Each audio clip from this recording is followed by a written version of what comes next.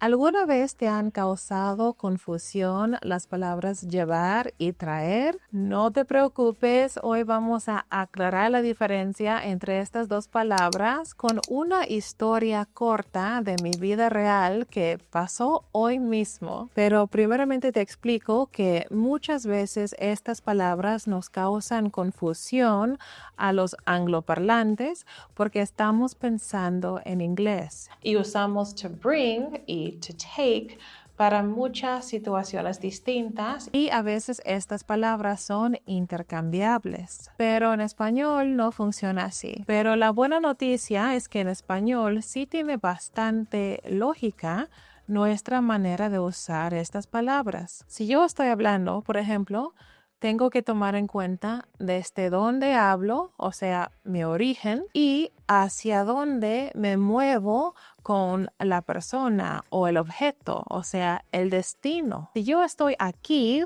con la persona o el objeto en cuestión y nos movemos hacia allá, uso llevar. Pero si yo estoy aquí y voy a traer ese objeto o esa persona hacia mí, hacia aquí, entonces uso traer. Y claro, a veces la perspectiva no es la mía, sino la de otra persona. En ese caso, tenemos que visualizar dónde está esa persona y hacia dónde se mueve. Con eso en mente, presta atención a la historia. Te voy a ayudar con unas pistas visuales. Dame un like si estás listo para entender esta diferencia.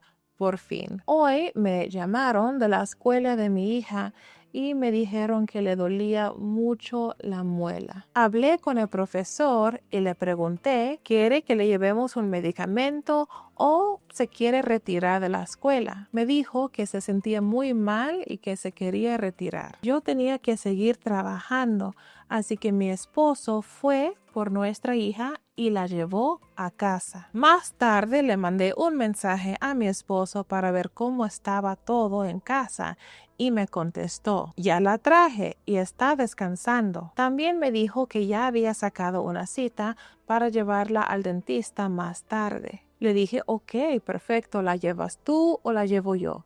Y me dijo, yo la puedo llevar.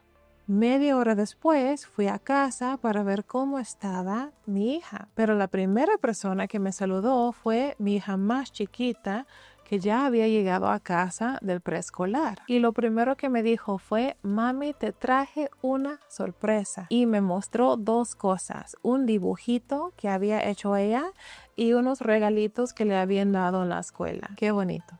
Luego subí a la segunda planta para ver a mi otra hija, la que tenía dolor. Todavía le dolía mucho la muela y la mandíbula, así que le dije, ¿qué te traigo? ¿Te traigo una almohadilla fría o calientita? ¿Qué crees que te ayudaría más? Me dijo, no lo sé. Entonces le dije, ok, está bien, te voy a traer algo calientito y también te traigo un té.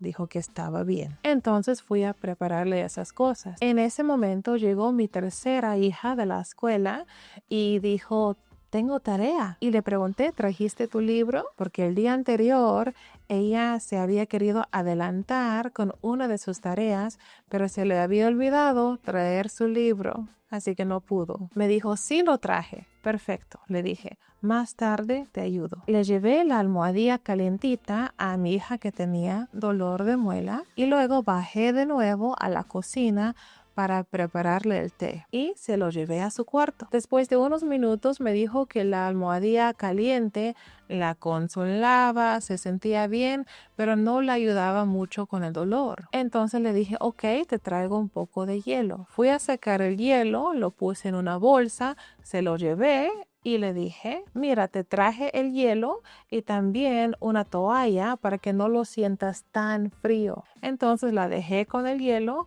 y también con su tarea que trajo de la escuela porque me dijo que no tenía muchas ganas de descansar. En un ratito más mi esposo la llevará al dentista y cuando la traiga ya veré qué es lo que tiene y cómo podemos seguir ayudándola. Fin de la historia.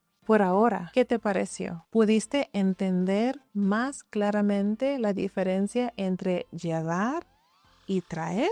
Muchos alumnos ven la gramática como algo que tienen que aprender por medio de mucha explicación y muchos ejercicios. Y claro, esas cosas también ayudan. Pero cuando la gramática sale de tu vida real, es mucho más fácil entenderla y usarla. Algo que hacemos con nuestros estudiantes particulares en nuestras clases 1 a 1 es precisamente eso, ayudarlos a sacar la gramática de situaciones reales de su día a día y la aprenden mucho mejor así. Si quieres saber más sobre cómo ayudamos a nuestros alumnos a aprender gramática en contexto, te invito a descargar mi guía gratuita.